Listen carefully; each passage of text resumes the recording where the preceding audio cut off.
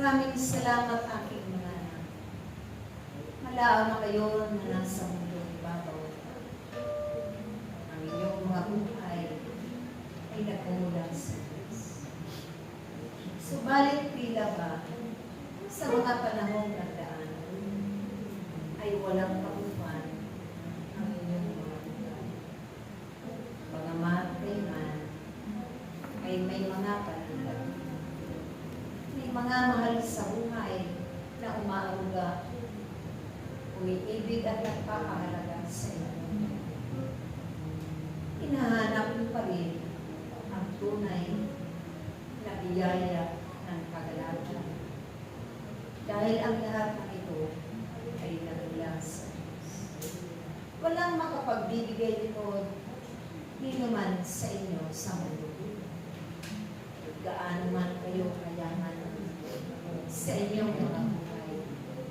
Subalit, kailangan Panginoon ang Diyos na siyang mamumuna, magsasanay sa inyo para nang sa ganun kayo'y mapunta sa matuwid. Kung kaya't sa pamamagitan ng kanyang kapangyarihan, nakaloob sa inyo sa panahon iyon na kayo'y nakatugon sa kanyang panawagan.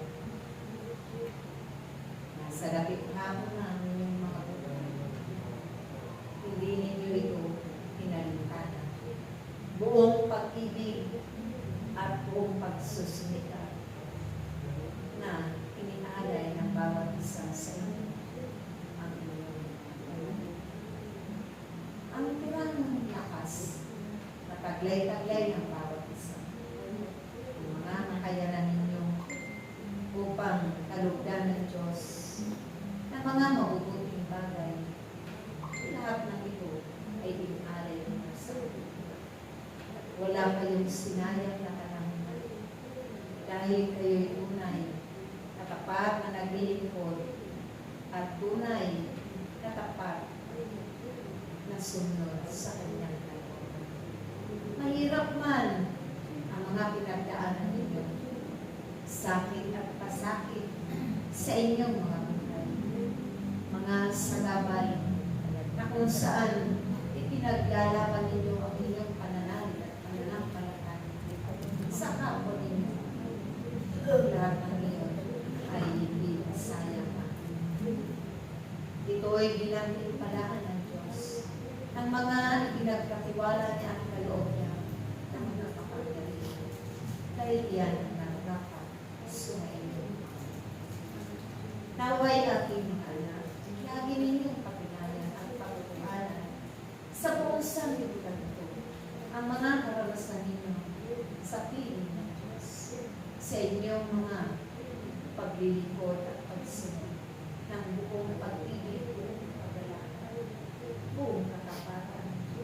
Dahil kung wala ang kapangyarihan ng Diyos sa inyong puso at kalooban, nais naman ay walang magkakamit ng mabubuting bagay.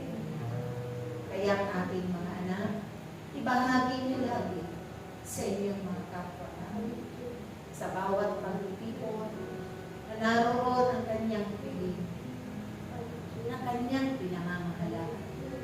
Tunay at tapat kayo na umaakay ng mga kupang upang dalhin sa kanyang bahay. Lalong-lalo na sa mga itinatakdan niya ng mga panglas. Ito'y hindi ninyo kalooban. Ito ang kanyang kalooban. Mahirap man kuminsan. Dahil may mga pinagdaraanan kayo na mga mahirap na bagay sa pagkakataon. Subalit hindi kayo nagtagal sa puso ng mga makamuling bagay.